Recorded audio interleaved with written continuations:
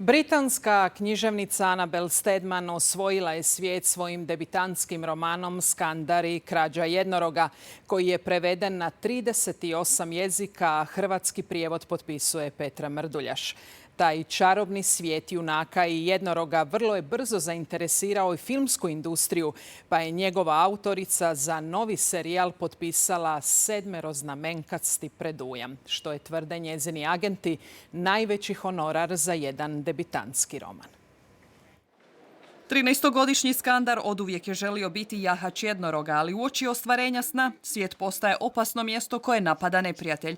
Dok se prijetnja bliži, Skandar razotkriva tajne koje ga okružuju. Spisateljica u posebnoj poruci za Hrvatsku pojašnjava. U ovoj knjizi jednorozi nisu poput onih iz bajki, već onih iz noćnih mora. Ne mogu vam opisati koliko sam sretna što Skandar dolazi hrvatskim čitateljima i jako me zanima kako će vam se svidjeti knjiga. Mogla bi se svidjeti čitateljima jer u svijetu već dobiva na popularnosti. U Velikoj Britaniji je 4. na listi čitanosti ovog tjedna.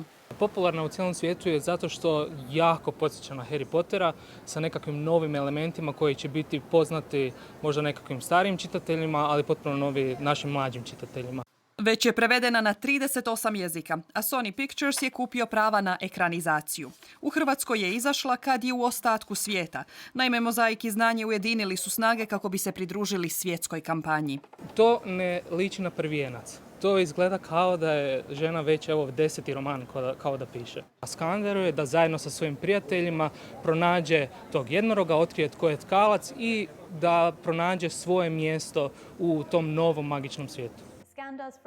Skandarovi prijatelji međusobno se upotpunjavaju. Temperamentnost, natjecateljski duh, staloženost i strah. Njihove su odlike koje se ističu u različitim trenucima.